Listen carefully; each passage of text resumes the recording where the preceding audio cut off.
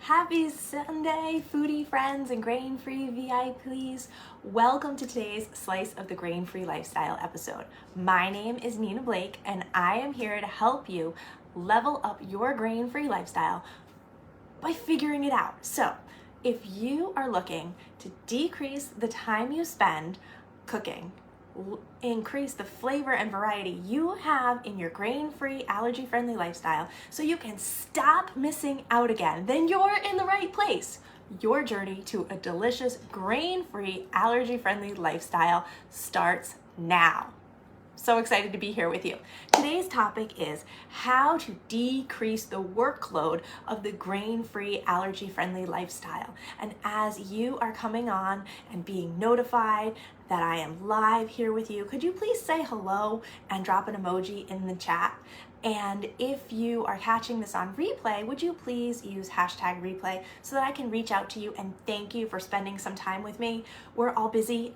Yesterday, I got to go crafting with my friends. It was awesome. We made so many cards. This is something that I do 3 times a year. And because we were doing, it was a fundraiser, I won a Ninja Foodie.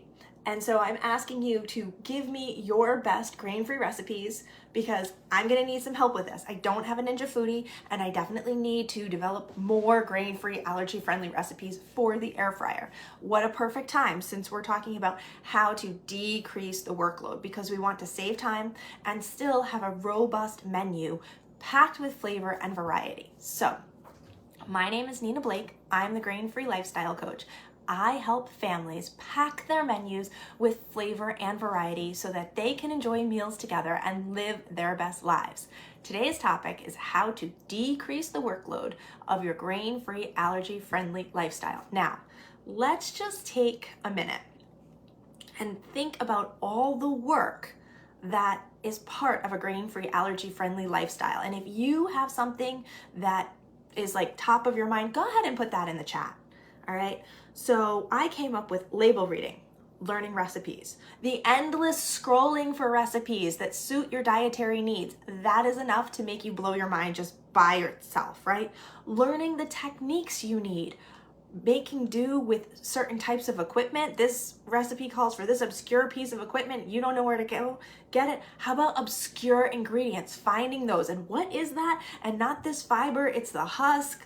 It'll make you crazy. Right? Then you've got to actually do the work and prepare the meals, prepare the snacks. If you're eating away from home, you've got to prepare and package that up. And if you're going to a restaurant, then there's the research, the legwork you need to do to make sure that you can eat safely there. But it doesn't have to be that hard. I know how challenging it is. And because I'm not going to ask you to do anything that I haven't done myself. I'm going to share a little bit of my personal story today. So before I do that, there are 3 basic areas that we are going to cover in today's Slice of the Grain-Free Lifestyle episode. How to keep it simple by using consistent ingredients that you know are safe for you. Preparing one meal that your whole family can share. And then using the time you have effectively so that your family can really benefit from the time you do have to invest. So you're not going to be cooking all the time, but you will have a wonderful abundance of food available at your fingertips. So let's dive in. I was diagnosed with food allergies in October of 2012. I didn't think I had food allergies. I was working with a nutritionist. I was trying to get pregnant, dealing with some unexplained infertility. Nothing was working. So my friend sent me to a NAPRO technology doctor. Now, NAPRO has nothing to do with food allergies, but it was a NAPRO doctor who, after he diagnosed me with endometriosis, and told me I needed surgery for that and kind of changed my life. And I was like, what? Why didn't anybody tell me this before? He then asked the magical question, do you have any other questions? I said, yes, I do. I'm gaining weight. I don't feel good. And this started before all the hormone treatments and everything. And he said, well, are you keeping a food diary? I said, yes, I'm working with a nutritionist, but nothing she tells me to do is working. As a matter of fact, by eating the healthy foods she asks me to eat, I'm gaining more weight. I'm more tired. And it's not giving me the results that I'm paying her for. So he looked at my food diary and he's like, you're eating more grains, you're eating more grains, you're eating more dairy. Every time you eat grains and dairy every week, your weight goes up. So stop eating the grains, stop eating the dairy, and you'll be healthier. And this will affect your fertility. And I was like, forget deer in headlights. It was like I had been transported to another planet, because this wonderful doctor, who I will bless forever, didn't even mean to diagnose my grain allergy. But in 1 hour, I got answers that I had been searching for forever. So that was 2012. I had to learn to live without grains and allergens, and I approached it maybe in a different way than other people do. I decided to get one grain out of my life at a time, because the concept of removing all grains, again, it was like I was going to be living on another planet where not even the rules of gravity applied. So my approach was one grain at a time. When I had made it through all the grains, I didn't even know about hidden grains then. I then went to dairy.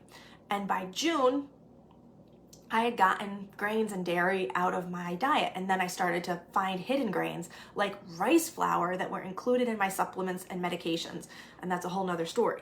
But the reason I share that with you is because when I first went grain-free, I dove right in.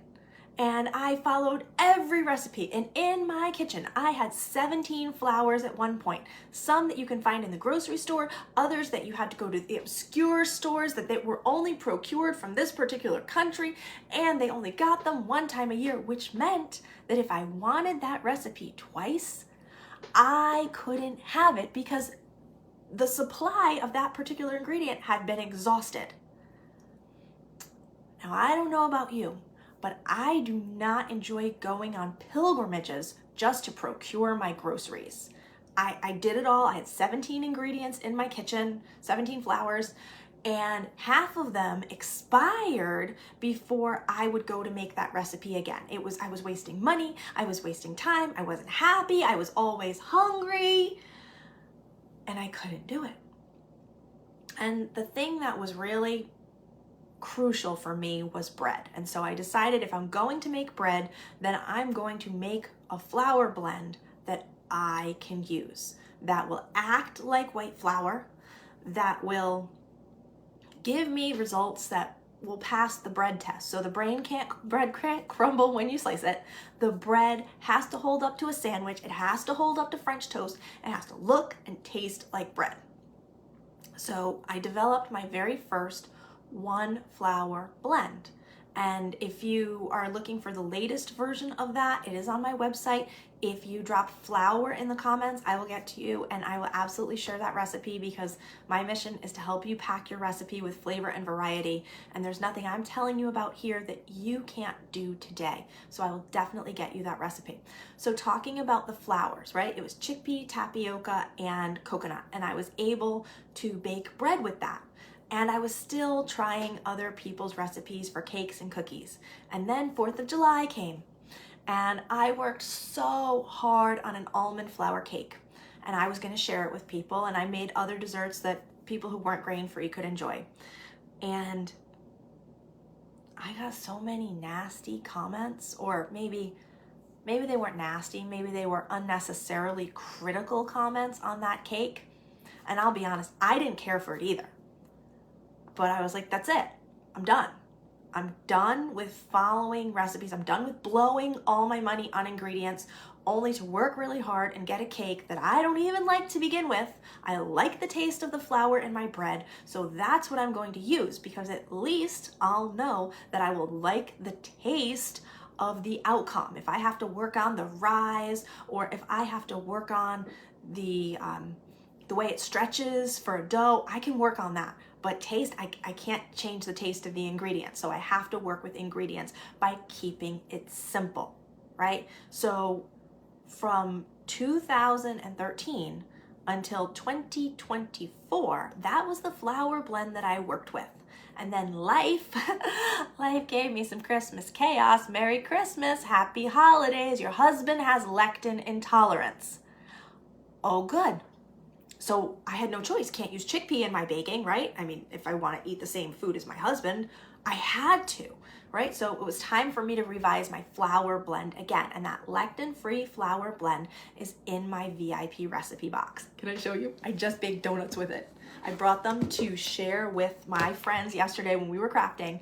Check out this delicious chocolate donut. There are half a dozen left, and so I'm going to work on icing them today. So after today, I will have donuts with chocolate icing. Chocolate donuts, chocolate icing. Oh my goodness, cannot wait.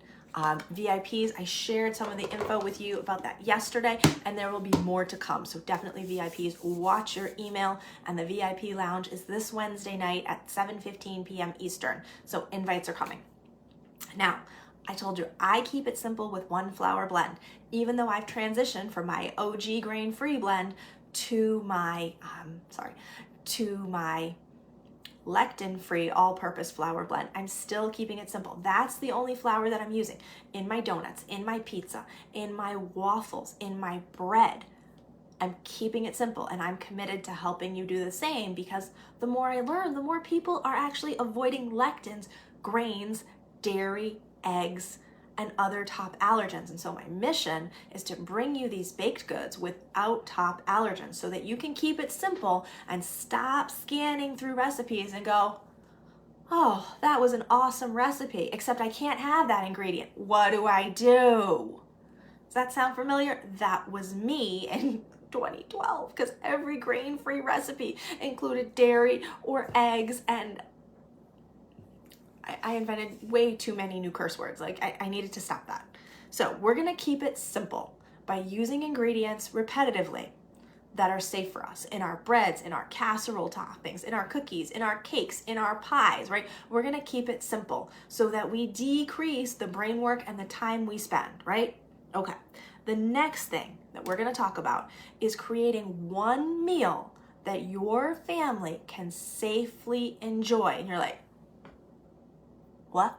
I'm not suggesting that anyone makes do with protein and veggies all the time. I'm the person who says everybody deserves pizza and cake on their birthday, right? Everybody, regardless of allergens. No one should miss out because of allergies. And I'm here to help you make that happen. So if we are talking about creating one meal that your family could enjoy together, let's just put all my allergies on the table here, okay? My whole list. I avoid apples, almonds, bananas, beef, blueberries, cassava, corn, dairy, eggs, all grains, peas, pork, potatoes, soy, pineapple, orange, sunflower, sweet potato, benzoic acid. Now, why do I share that ginormous list with you? I'm not suggesting that you should avoid that. That is my list that I have worked with my naturopath to identify. I am saying that I can create some slamming, crave-worthy dinners without those foods that are absolutely craveable. Whether you're talking about my mac and cheese, right? My fast mac and cheese, my creamy mac and cheese, my silky mac and cheese. Of course, yes, we need 3 or more recipes for mac and cheese. Cheeseburger casserole, my cheeseburger sliders, my ranch meatloaf, my crispy chicken meatballs, right? Pasta bolognese. Now, simple salmon and cilantro does include a top allergen because it's salmon. I enjoy it because I can't have beef and pork. If fish is not safe for you, I can teach you how to take that recipe, break it, and use a safe protein like pork so that you can have that as part of your menu, right? Bacon ranch pasta, so good. Chicken taco casserole, tuna casserole, all of these foods can be part of your grain-free, allergy-friendly menu. And if you are an Italian American like me and you need your chicken parmesan, I'm gonna teach you to make that in the air fryer with pourable mozzarella cheese, really pourable mozzarella cheese. As a matter of fact, getting back to keeping it simple, I was on a coaching call with one of my VIPs yesterday, and the topic of making that pourable mozzarella cheese ahead of time so that she can use it and pour it on her recipes. She keeps it in a mason jar in the fridge, so she's really taking back her time. And she says, whenever I want cheese, I just pour that mozzarella on. She goes, I can have dairy, my kids can't, but you know what? I think it's better. Great, that's what we want, and it costs less money. So if you haven't tried my pourable mozzarella cheese, please do not miss it. It's a life changer. So we talked about keeping it simple with our ingredients, creating one meal we can all share. And if you'd like help with creating one or learning the techniques that I use to transform that simple one flour blend or my all-purpose lectin-free flour blend into actual foods that look and taste like normal food without grains and the allergens you're avoiding, I want you to use my calendar link that my awesome VA Rose has put into the chat so we can hop on a call. We'll meet together on Zoom at a mutually convenient time and see if we're a good fit to work together. I've got some amazing cooking classes in my cooking class library to really help you level up your lifestyle on demand at your schedule. Okay, so the last one, using the time that you have to maximize the flavor and variety that you have available to you. That starts with everybody's favorite. Do you know what it is? Convenience foods, right? The first step is use the ones that are safe for you. Those could be grain-free breads, grain-free crackers, grain-free cookies. It could be Applegate sausages. It could be Applegate pepperoni. It could be Slim Jims, the foods that you know you can buy safely. They're not going to aggravate your diet. They're not going to aggravate your digestion. They will be ready. So the first thing we want to do is lean into those convenience foods when we can. I am not about doing it all from scratch. I do what I have to do from scratch. The next thing is make time for what is important to you. What? If you can live without bread, don't bake bread. Why? Why would you do it? But if you desperately need bread in your life and none is safe for you because you're like me and you can't have psyllium husk and you can't have egg and you can't have buckwheat, then you gotta make time to make the bread and learn how to make that bread last through the techniques that I teach, whether it's freezing or keeping it fresh in the fridge so that you literally have bread whenever you want it, even though you're only baking bread once a month. So there's that, right? Now, what about the day-to-day? What if you could get your dinner prep time down to 2 hours a week? If you could prep 5 meals in 2 hours a week, would your cooking, would you have less work in your grain-free lifestyle? I think you would, because when I use these techniques, when I do my 2 hour, 5 meals, first of all, I usually end up freezing it, right? And then we usually have 7 days worth of meals because there's only 2 of us. So I believe that you can do this. I am here to support you. I believe that you have what it takes to tailor your grain-free lifestyle to your needs so that you are not missing out. And I'm here to help you keep it simple. Learn to prepare one meal that your whole family will go crazy for. Yes, even if they are the cranky in-laws who grew up on meat and potatoes. Some of my VIPs, they don't even tell their family members anymore. They just put the coconut cream pie on the table and everybody digs in because it's real food. It tastes like real food and everyone can enjoy it together. So if that sounds like what you're looking for, we need to connect. Now, the last thing that we talked about was using the time you have effectively, leaning into those convenience foods that are safe for you, and then maximizing the time you spend in the kitchen so that you maximize what you are creating and cooking. I'm here to help you with that. My calendar link is below. Let's do it. I can't wait to see your name on my calendar. The possibilities are endless when we break a recipe. Happy Sunday. Thank you so much for being here with me today. I love you all.